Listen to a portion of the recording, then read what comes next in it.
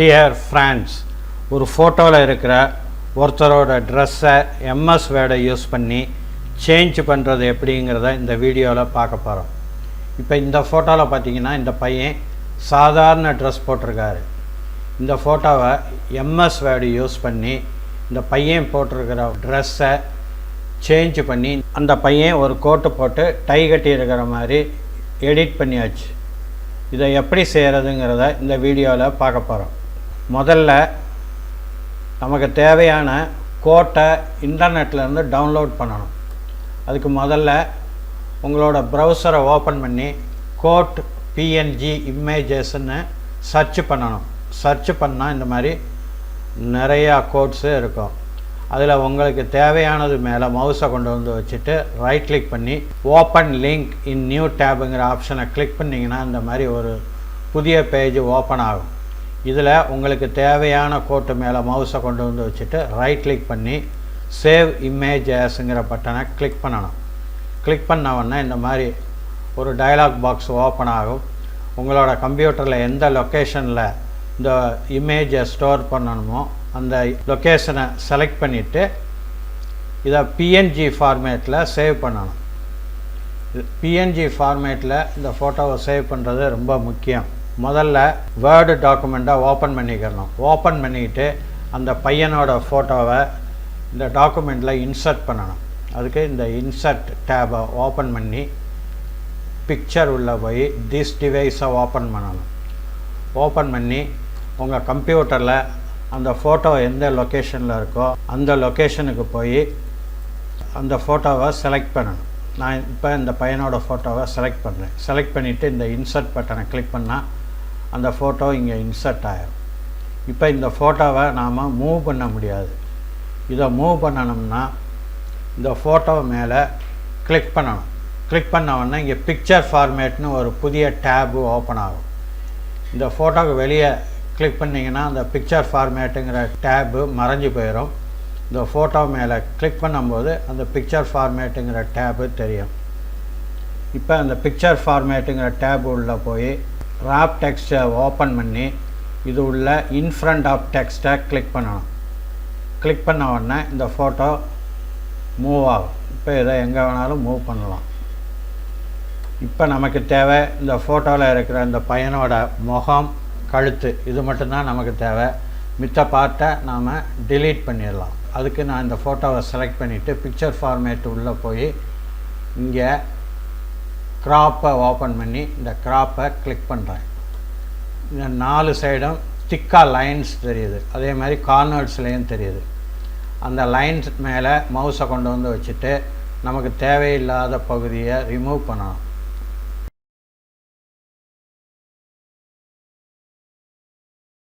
இப்போ நான் வெளியே வந்து மவுஸை வச்சுட்டு ஒரு தடவை கிளிக் பண்ணுறேன். இப்போ இந்த ஃபோட்டோ க்ராப் ஆயிடுச்சு. நமக்கு தேவையில்லாத பகுதியெல்லாம் ரிமூவ் ஆயிடுச்சு. இப்போ இந்த ஃபோட்டோவுக்கு பின்னாடி இருக்கிற பேக்ரவுண்டை ரிமூவ் பண்ணணும். அதுக்கு நான் இந்த ஃபோட்டோவை கிளிக் பண்ணுறேன். கிளிக் பண்ணிவிட்டு இங்கே ரிமூவ் பேக்ரவுண்டுங்கிற இந்த ஆப்ஷனை கிளிக் பண்ணுறேன். கிளிக் பண்ண உடனே நமக்கு தேவையில்லாத பகுதியில் பிங்க் கலர் தெரியுது. இந்த தலை வந்து நமக்கு தேவை, அதுலேயும் பிங்க் கலர் தெரியுது. அந்த பிங்க் கலரை ரிமூவ் பண்ணணும். அதுக்கு நான் மார்க் ஏரியாஸ் டு கீப் இந்த பட்டனை கிளிக் பண்ணுறேன். கிளிக் பண்ணவொன்னே ஒரு பென்சில் தெரியுது. அந்த பென்சிலை வச்சு நமக்கு தேவையான பகுதி மேலே இந்த மாதிரி ஒரு கோடு வரைகிறேன். இப்போ நமக்கு தேவையான பகுதியிலேருந்து அந்த பிங்க் கலர் ரிமூவ் ஆயிடுச்சு. இப்போ இதை கொஞ்சம் பெருசு பண்ணிக்கிறேன். இப்போ இந்த காது நமக்கு தேவை, அது மேலே பென்சிலை வச்சு வரைகிறேன். அதே மாதிரி இந்த கண்ணாடியில் உள்ள கலரை ரிமூவ் பண்ணணும். இந்த காது நமக்கு தேவை, இதில் உள்ள பிங்க் கலரை ரிமூவ் பண்ணணும். இப்போ வந்து ஃபேஸ் எல்லாம் கரெக்டாக தெரியுது. இப்போ இந்த கழுத்தில் பிங்க் கலரை ரிமூவ் பண்ணணும். இப்போ கரெக்டாக இருக்குது. இப்போ நான் இங்கே கீப் சேஞ்சஸுங்கிற ஆப்ஷனை கிளிக் பண்ணுறேன். கிளிக் பண்ணவுடனே நமக்கு தேவையான பகுதி மட்டும் இப்போ நமக்கு தெரியுது. இப்போ இந்த ஃபோட்டோவை கொஞ்சம் சின்னதாக்கணும். அதுக்கு கார்னரில் நான் மவுஸை கொண்டு வந்து வச்சுட்டு உள் பக்கமாக இழுக்கிறேன். இந்த ஃபோட்டோ சின்னதாகிடுது. இப்போ இதை சைடில் வச்சுட்டு அடுத்து அந்த கோட்டை இந்த டாக்குமெண்ட் உள்ள இன்சர்ட் பண்ணணும். அதுக்கு இந்த இன்சர்ட் டேபை ஓப்பன் பண்ணி பிக்சர்ஸ் உள்ளே போய் திஸ் டிவைஸை ஓப்பன் பண்ணி அதில் நமக்கு தேவையான கோட்டை நான் செலக்ட் பண்ணுறேன். இப்போ இந்த கோட்டை செலக்ட் பண்ணிவிட்டு இந்த இன்சர்ட் பட்டனை கிளிக் பண்ணுறேன். இது இங்கே இன்சர்ட் ஆகிடுது. இப்போ இதை மூவ் பண்ண முடியல. இதை மூவ் பண்ணணும்னா இதை செலக்ட் பண்ணிவிட்டு இங்கே ராப் டெக்ஸ்ட் உள்ளே போய் இன்ஃப்ரண்ட் ஆஃப் டெக்ஸ்ட்டை செலக்ட் பண்ணணும். இப்போ இந்த கோட்டு மூவ் ஆகுது. இதில் இந்த மேல் பகுதி நமக்கு தேவையில்லை, இதை க்ராப் பண்ணணும். அதுக்கு இந்த க்ராப் உள்ளே போய் க்ராப்பை கிளிக் பண்ணி நமக்கு தேவையில்லாத பகுதியை ரிமூவ் பண்ணுறதுக்கு இதை கீழே கொண்டு வரேன். கீழே கொண்டு வந்துட்டு இப்போ வெளியே வந்து மவுஸை வச்சு கிளிக் பண்ணுறேன். இப்போ இது க்ராப் ஆயிடுச்சு. இப்போ இதில் நமக்கு தேவையில்லாத பேக்ரவுண்டை ரிமூவ் பண்ணணும்.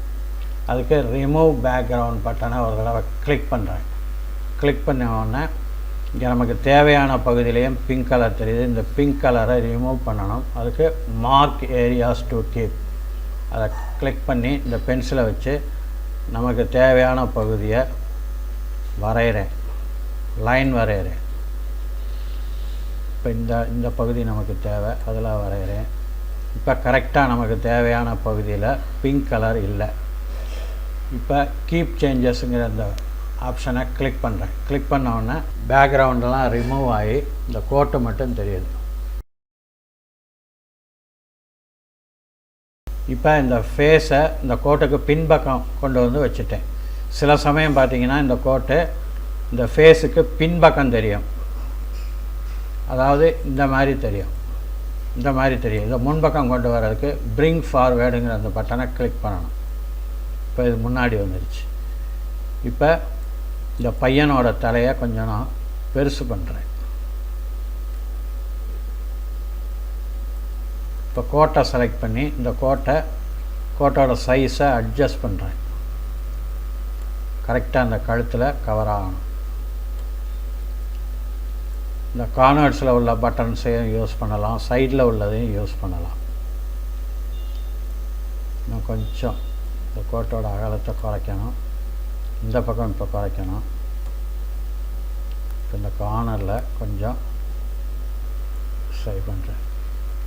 இப்போ கொஞ்சம் சரியாக இருக்குது. ஆனால் கொஞ்சம் மேல் பகுதிக்கு இந்த கோட்டு போகணும். அதுக்கு இந்த கோட்டை செலக்ட் பண்ணிவிட்டு கீபோர்டில் மேலே பார்த்து இருக்கிற அந்த ஆரோ கீயை யூஸ் பண்ணுறேன். இப்போ இது கரெக்டாக இருக்குது. இந்த இடத்துல ஸ்லைட்டாக கொஞ்சம் அட்ஜஸ்ட் பண்ணணும். அதுக்கு இந்த இடத்துல மவுஸ் வச்சு கொஞ்சம் உள்ளே தள்ளுறேன்.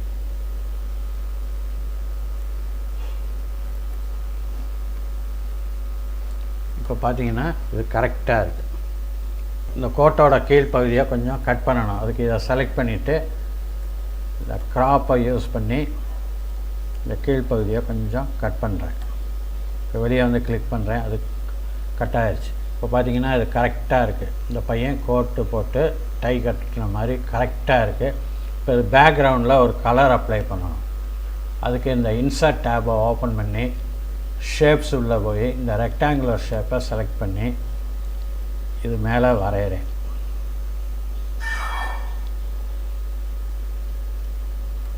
இப்போ இதில் நமக்கு தேவையான கலரை அப்ளை பண்ணணும்.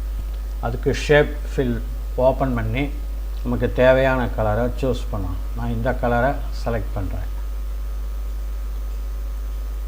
அடுத்தாப்பில் பார்டர் உங்களுக்கு தேவைப்பட்டால் பார்டர் கொடுக்கலாம். அதுக்கு ஷேப் அவுட்லைன் உள்ளே போய் இந்த வெயிட், அதாவது அதோட திக்னஸை 2.25 ptக்கு செலக்ட் பண்ணுறேன். இப்போ இந்த அவுட்லைன் கலரை மாற்றணும். அதுக்கு நான் இது உள்ளே போய் இந்த கருப்பு கலரை செலக்ட் பண்ணுறேன். இப்போ இந்த பேக்ரவுண்டை பின்பக்கம் கொண்டு போகணும். அதுக்கு சென்ட் பேக்வேர்டுங்கிற அந்த பட்டனை ஒரு தடவை கிளிக் பண்ணணும். மறுபடியும் கிளிக் பண்ணால் இந்த கரெக்டாக வந்துருச்சு. இப்போ இது 3 பார்ட்டாக இருக்குது. இது 3ஐயும் ஜாயின் பண்ணணும். அதுக்கு இந்த ஃபோட்டோவை செலக்ட் பண்ணிவிட்டு இங்கே செலக்ட் ஆப்ஜெக்ட்ஸை கிளிக் பண்ணணும். கிளிக் பண்ணிவிட்டு இந்த இடத்துல மவுஸை வச்சு அமுக்கி பிடிச்சிக்கிட்டு இதை செலக்ட் பண்ணணும். இப்போ இந்த 3 பார்ட்டும் செலக்ட் ஆகிருச்சு. ஃபேஸு, கோட்டு, பேக்ரவுண்டு, இது 3 செலக்ட் ஆகிருக்கு. இது மேலே மவுஸை கொண்டு வந்து வச்சு ரைட் கிளிக் பண்ணி குரூப் உள்ளே போய் இந்த குரூப்பை கிளிக் பண்ணணும். இப்போ பார்த்தீங்கன்னா இது 3ம் ஜாயின் ஆகி ஒரு குரூப் ஆகிருச்சு. இதை எப்படி வேணாலும் நம்ம மூவ் பண்ணலாம். இப்போ இதை சின்னதாக்கணும். இதை சிறுசாக்கிறதுக்கு இந்த கார்னரில் மவுஸை வச்சு இப்படி இழுத்திங்கன்னா அந்த உருவம் வந்து வித்தியாசமாக தெரியும். அதாவது அந்த உருவம் வந்து மாறிடும். அதுக்கு என்ன செய்யணும்னா, நான் இப்போ அண்டு கொடுத்துட்றேன். இதை சின்னதாக்கவோ அல்லது பெரிதாக்கவோ விரும்புனீங்கன்னா கீபோர்டில் ஆல்ட் ஷிஃப்ட் இந்த 2 பட்டனையும் அமுக்கி பிடிச்சிக்கிட்டு இது சின்னதாக்கலாம் அல்லது பெருசாக்கலாம். அந்த உருவம் மாறாது, கரெக்டாக இருக்கும். இப்போ ஒரு ஃபோட்டோவை பிரிண்ட் எடுக்கணும்னு விரும்புனீங்கன்னா இந்த ஒரு ஃபோட்டோவை வச்சு நீங்கள் பிரிண்ட் எடுக்கலாம். உங்களுக்கு ஏற்ற சைஸுக்கு இதை அட்ஜஸ்ட் பண்ணிவிட்டு பிரிண்ட் எடுக்கலாம். அல்லது நிறையா ஃபோட்டோஸ் எடுக்க விரும்புனீங்கன்னா ஆல்ட்டு ஷிஃப்ட் இதை 2ஐயும் அமுக்கி பிடிச்சிக்கிட்டு இந்த ஃபோட்டோவை சின்னதாக்கணும். சின்னதாக்கிட்டு இங்கே கொண்டு வந்து வச்சுட்டு இந்த ஃபோட்டோவை செலக்ட் பண்ணிவிட்டு கீபோர்டில் கண்ட்ரோல் பட்டனை அமுக்கி பிடிச்சிக்கிட்டு டியை ஒரு தடவை ப்ரெஸ் பண்ணிங்கன்னா இந்த ஃபோட்டோ 2 ஆயிரும். இப்போ நான் மறுபடியும் கீபோர்டில் கண்ட்ரோல் பட்டனை அமுக்கி பிடிச்சிக்கிட்டு டி பட்டனை ப்ரெஸ் பண்ணுறேன்.